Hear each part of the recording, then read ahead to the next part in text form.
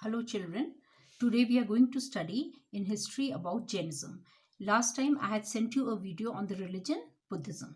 Now about Jainism we will study that who was the founder of this religion and what were the similarities between these two religions and what were the differences.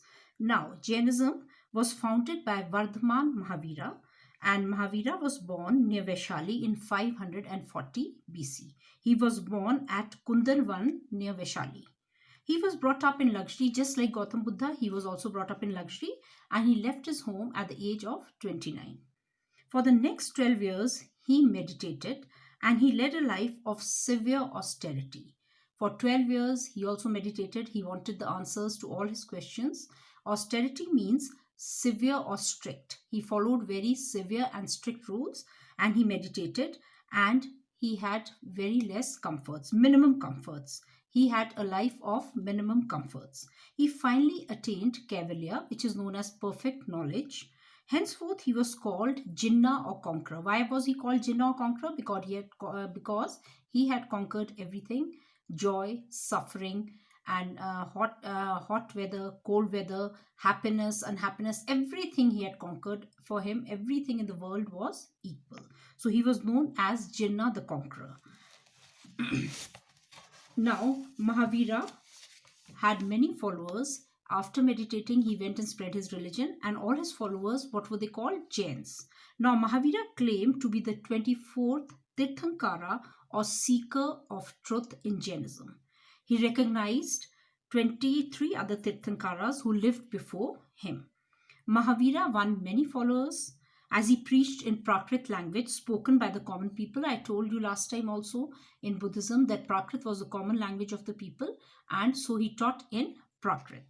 He preached at Magad, Kosala, and Videha in North India, and Jainism also became popular in Rajasthan, Gujarat, Malwa, and South India.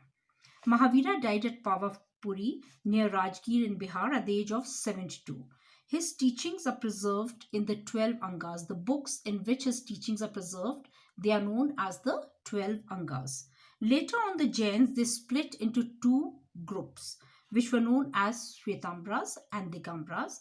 Shvetambras are the people who wore only white clothes, and Digambras are the people who wore no clothes. They followed very strict rules of this religion, Jainism.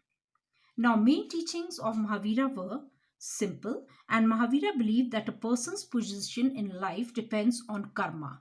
He believed that his position, whatever position a person has in life, whether he belongs to a good family, a rich family, a poor family, whether he's suffering, all this is according to his karmas, that is, deeds of the previous life.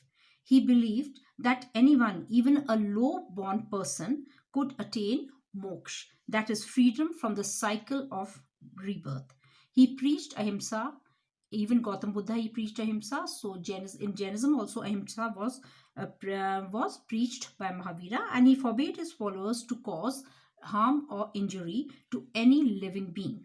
Mahavira called upon his disciples to lead good and pure lives by adopting the three ratnas or the three jewels. These were right faith, right knowledge, and right action. The three jewels of Jainism were right faith, right knowledge, and right action. Mahavira instructed his followers not to lie, not to steal, and he encouraged them to live austere lives. Austere lives means very lives which are followed by strict disciplines. Like the Buddha, he did not discuss God, he rejected all the rituals. So he was against all the rituals, just like Gautam Mahavira. Now, what are the similarities? Like Gautam Buddha. Now, similarities between Buddhism and Jainism. Now, these two religions had many similarities. Buddhism and Jainism had many common features. The founders of these two religions, Gautam Buddha and Mahavira, were born in the 6th century BC and both of them were born in the 6th century BC. Okay, both these teachers, and they were born to the Kshatriya caste. In fact, both belonged to royal families because both their fathers, they were the chiefs of the clans. They also came from the same geographical region. Both Gautam Buddha and Mahavira were disturbed by man's sufferings and the meaningless rituals of Hinduism. They left their comfortable homes at a similar age, 29 and 30, and underwent a lot of hardships, that is, difficulties, before attaining enlightenment. Enlightenment means perfect knowledge. Both of them, they favored ahimsa, that is, non-violence, and respect for all forms of life. And their teachings were not centered around abstract ideas or even on the existence of God. Abstract ideas means anything which can be removed. Abstract ideas to take out or to remove something. So it did not follow these abstract ideas, or they did not even talk about the existence of God. They wanted to establish better codes of conduct so that the people could live in peace and harmony. Both the religions were religions of protest. What were they? Religions of protest. And protest against whom? Mostly they were against the Hindu religion.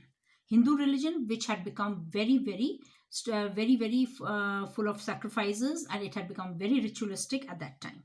They were against the caste system and the expensive and meaningless rites and rituals.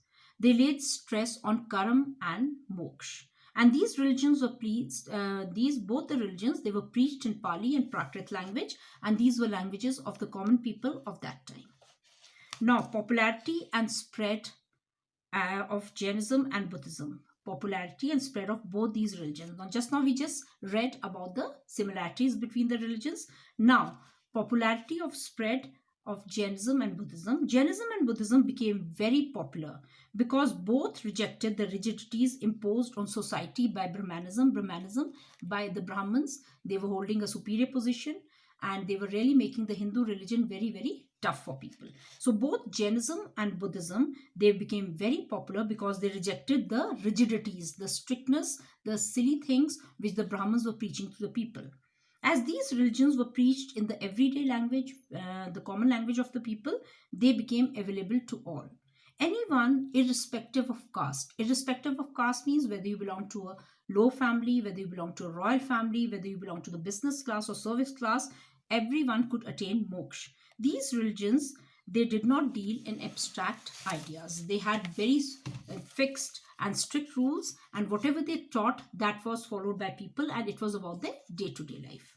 The trading community was especially attracted to the new religions. The trading community was established to the new religions because with their stress on equality, these gave them dignity. These gave them dignity means it gave them dignity.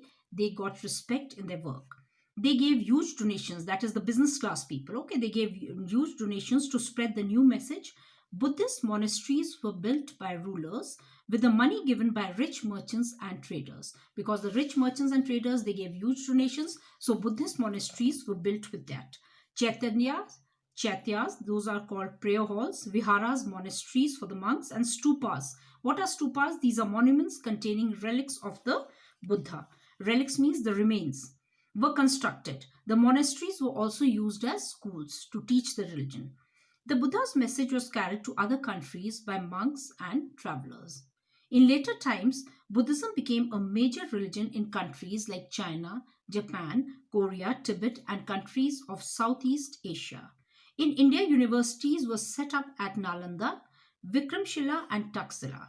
Scholars from different countries went there to learn the teachings of the Buddha. So people came from other countries also, and they went there to learn the teachings of the Buddha. And one of the greatest rulers of India, that is Ashoka. He was really deeply influenced by Buddhism. He became a follower of Buddhism, and he was really influenced by this religion.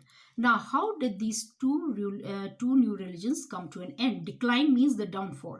Decline of Buddhism and Jainism. How these two new religions, which had become very popular, how did they come to an end? Not end, of course, but it was the decline, the downfall. They were not as popular as they used to be. Buddhism declined due to internal and external factors. It became increasingly unpopular because serious conflicts arose within the Sangha after the formation of the Hinayana and Mahayana sects. Now, there were two groups in Buddhism, Hinayana and Mahayana sects. So, because of that, because there were serious conflicts between the Sangha, Sangha is the association with the community of the monks. So there were many factors which led to the downfall. There were great conflicts between these two religions. The Buddhist form of worship became very ritualistic and rigid. It also became very ritualistic and rigid, strict. The Sanghas accumulated wealth. The Sanghas, they started accumulating, collecting wealth, and the monks also became very materialistic and corrupt. They were more into money and business. The Buddhist monks, they adopted Sanskrit and discontinued the use of Pali, and they gradually lost touch with the common people, because Sanskrit at that time, it was the language of the royal class and the educated class. So now these monks, Buddhist monks, they adopted Sanskrit. They discontinued the Pali language and the Prakrit language. So of course they lost touch with the common people. Now, at the same time, some developments in Hinduism weakened the popularity of both Buddhism and Jainism. Now, Hinduism, it was developing. There were many changes coming in Hinduism. Because of that, what happened? That Buddhism and Jainism started declining. Hindu saints, they introduced reforms in the beliefs and practices of Hinduism. Hinduism was reformed. There were many new things, many teachings were introduced, and the Hindu saints, they were bringing many reforms, changes in the Hindu religion. They now preach devotion and discourage meaningless rituals and sacrifices. These Hindu saints, they said devotion of God is more important, and they were discontinuing the sacrifices and the rituals which were imposed by the Brahmins. Now, the Bhakti saints of later years, they advocated a caste-free society. Everyone was equal. Hinduism accepted Lord Buddha as an avatar of Lord Vishnu. And the rulers of large parts of India, they patronized Hinduism. Rulers of India, they patronized, they became followers of Hinduism. And in Hinduism, they accepted that Lord Buddha, he was an avatar of Lord Vishnu. So children, I hope you have understood this lesson, and please go through this video. Step by step, you will understand the whole chapter. Thank you for being patient and listening to this video. Bye bye. See you again.